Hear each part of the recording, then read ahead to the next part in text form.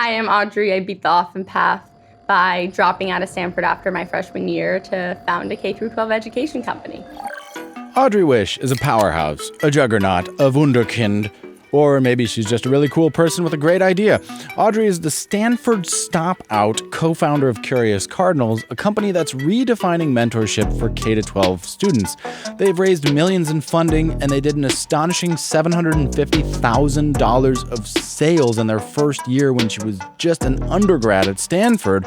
And they essentially link passionate college mentors with younger mentees.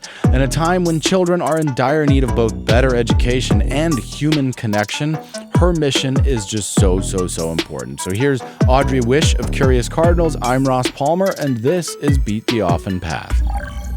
So you have had a very unusual path, and we're going to get into this in just a second. I am in awe of businesses that have scaled or have been created from what appears to be the unscalable. It would be like if I had the idea to have a lemonade stand, or let's say at a snow plowing business when I was 15 years old, and I shoveled somebody's snow for $20, and then I decided to make a business out of that, and then I got millions of dollars of funding for that. Yeah. How did any of this happen? Because it's a mentorship program, which is inherently, you'd say, not particularly a scalable thing or not particularly even a new thing. So why is this new, and how did you end up here?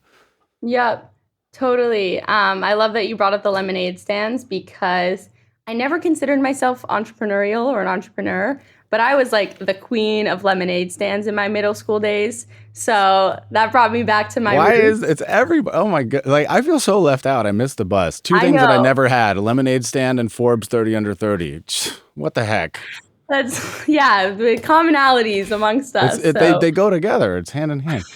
That's so funny. I love that. So I founded Curious Cardinals super organically, as you said. I was a history major at Stanford. I thought I was pre-law. I wanted to be an immigration or criminal justice reform lawyer. Aspired to be long-term the next Ruth Bader Ginsburg. And so I didn't really see myself in the entrepreneurial scene at Stanford. And I didn't love that scene either. And I was sent home from Stanford my freshman year. And I was teaching English to members of the janitorial staff at Stanford. And I got home isn't kicked out? You were booted?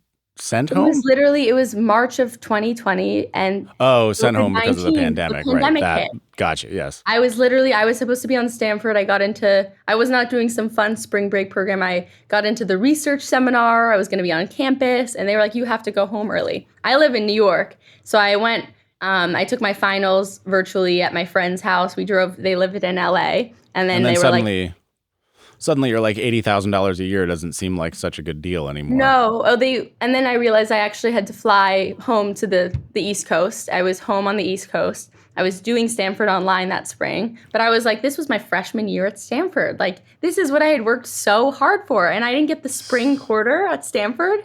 And I was taking 20 units of classes. So I was like, I'm going to double down. But I couldn't continue with my extracurriculars. I loved my extracurriculars. I was doing this program called Obla where I was teaching English. And I was like, I need to make money. You're sent home to your childhood bedroom after high school, your freshman year. And I wanted that autonomy. I needed to make money. And I had more time on my hands. So I decided to start tutoring. I reached out to a bunch of families, sent my resume around, and found some students to tutor. And started working with a 7th grader and a 9th grader.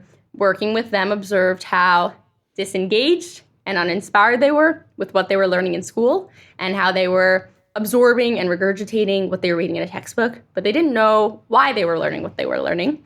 So that inspired me to apply what they were learning in school to my own passions in hopes of igniting their imagination for what they could pursue and why, and got them really jazzed up about learning. The mom was like, I couldn't get her off of TikTok, and now she wants to meet with you more. And they started telling their friends. One of them asked for math help. I was not as passionate about math. So I texted the guy who became my eventual co-founder. Alec was an aerospace engineer at Stanford, and he loved math. He started applying what they were learning in math to how airplanes fly. They started telling all their friends. And I'm like a super connector by heart, but I've never done it in a business context. It's always been like, you need to meet this friend. I want to connect you. And I started doing that with the families that were coming to us and my most passionate, accomplished peers at Stanford. And then before I knew it, we had something going on here and we realized, wow, there's a real opportunity here. We were also thinking about the macro climate of like, we're seeing this firsthand, but our education system is broken. It's not working for anyone. Kids are not gaining the skills they need to thrive in society. They're disengaged, they're unhappy, they're getting stimulation through their devices, and they have access to learn whatever they want, to create things, to amass followings, and we're not nurturing that.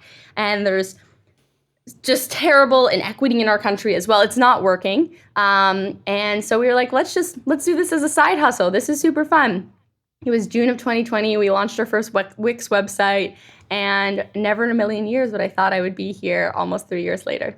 Based on the hustling and all of that, you were able to attract funding. The big question that I always have, because again, I have a modest business myself. I always think about scaling. I have a digital marketing agency. I help companies and I have clients. And I always wonder what it would be like to take things to the next level. I've talked with a lot of founders who bootstrapped and a lot of them who got money in. How did you decide that A, you needed money to come in, and B, how did you go about getting funding for this from day one? Yep. How we decided we needed money?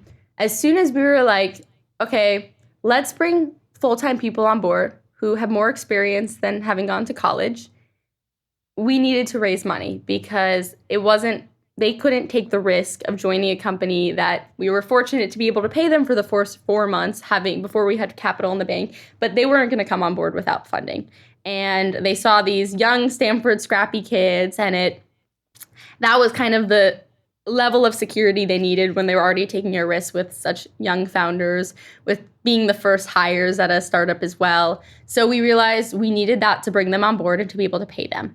So we were first going to raise $750K. We thought this will be good. This will get us through the year. We're not going to go crazy.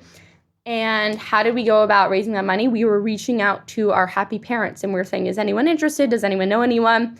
There was a family that was very involved and loved Curious Cardinals that had a family that they made some investments themselves. So we thought, wow, we can just get a few people in. They're going to introduce us to some of their friends.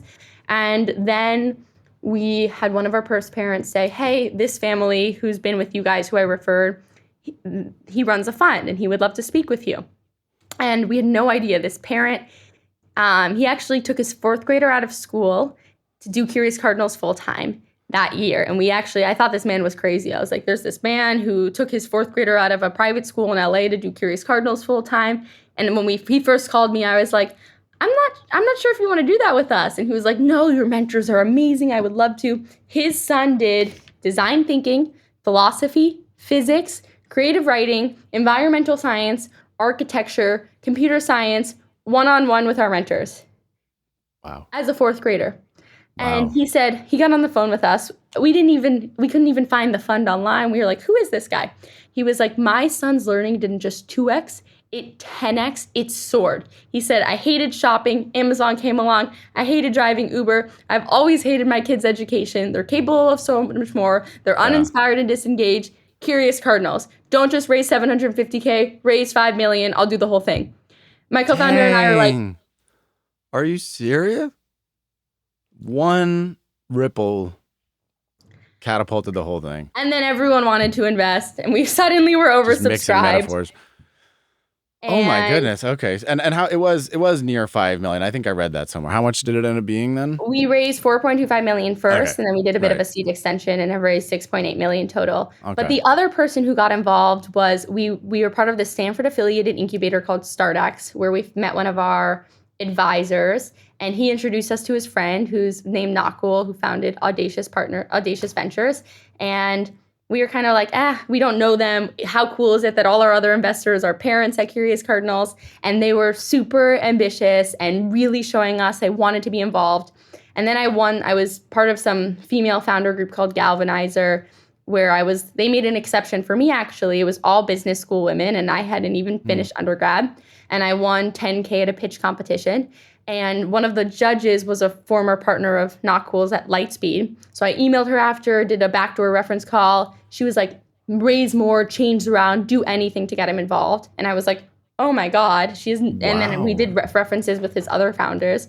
And so it was all through just like kind of community. We were so lucky, two people without a network, without having worked at other places, to have found it from happy clients and then from this incubator we were a part of, but felt really, really fortunate. And we had 2 great lead investors get involved and then a few other angels. And again, I think the power of having the experience of actually being a Curious Cardinals parent made that leap to invest so much more powerful and profound because they had experienced it firsthand. Yeah. But I also feel we were so enormously lucky to have had a parent who had referred a friend who had been able to try us and even been in this, had even gotten StartX and been introduced to this guy who introduced us to Knockable. So a combination of like putting ourselves out there, delivering an amazing experience that someone had experienced firsthand, and then luck. So all of our mentorship is one-on-one, but Ross, we have this high school fellowship program, which are these 15 overachiever, highly ambitious high school students who love Curious Cardinals so much that they're like, we want to help you grow it.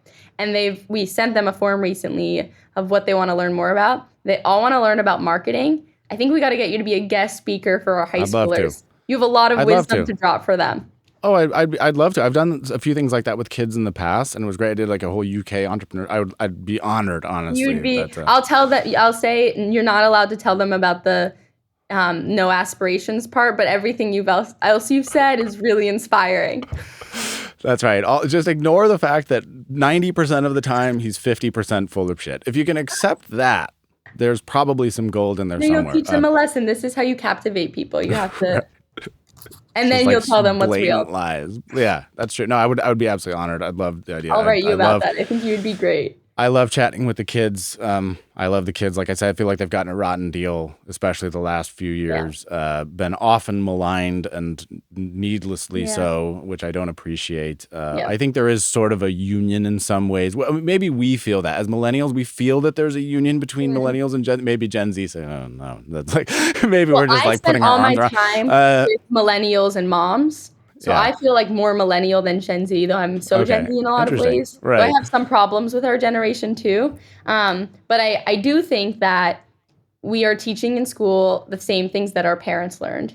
And kids, as I said, they have social media, they have these devices. And what we do at Curious Cardinals is try to connect the dots. We're like, your kid loves video games. Why don't they learn how to code a video game? Your kid loves TikTok. Why don't we teach them video production? And we show these things that they think are like bad, don't spend time on, unproductive, inefficient. And we show them the positive spin. Learning social media marketing, learning digital marketing, learning storytelling through marketing. Like those are such useful skills that I wish they taught in school.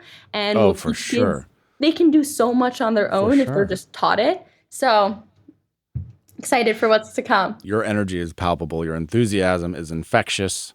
You are inspiring and motivating. I think it's a very cool story. It turned out to be even cooler than I suspected from a distance. I wholeheartedly approve of what you're doing. I think it's just awesome. Not that you need my approval or anything, but it's just great. And I love that you're taking this into your hands, because complaining and just bitching about the system is one thing, but finding that, hey, people are hungry for this, and that other intelligent people, especially with their kids.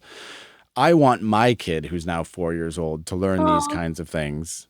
And it's important to think that there's somebody out there who is taking this on and bringing this into the world. So it's super cool. Many kudos and many thanks for taking the time out of your busy weekend schedule to sit with me. Of course. Is there anything that you would like to direct people to, or parting words before we wrap this up? If you're interested in signing your kid up for Curious Cardinals or joining Curious Cardinals in any way, check us out at curiouscardinals.com. Find us on Instagram, find us on LinkedIn, connect with me. If you're in one of the cities we have events at, we'd love to invite you or to our virtual events. And Ross, I love march to the beat of your own drum, go your own way. We don't teach people that in school. And I'm not going to say it's been an easy journey. It has been an extraordinarily fulfilling one, and it feels like it's just getting started. But so much of what we talk about at Curious Cardinals is that journey, and I love that you're thinking of that path. Kids have tunnel vision, and we like to think Cardinals, like the bird, will give them that 360-degree view of the horizon and the limitless options out there. Very cool. And it can feel really, really difficult to take the path less traveled by. So thank you for the work you do to illuminate those stories and encourage that. My pleasure. And then I'm going to definitely have you speak to our high schoolers, because they'll love to learn from you and are itching to learn all about social media and digital marketing. We will be in touch. Happy to oblige. With Amazing. that, thank you again, and the official podcast is over.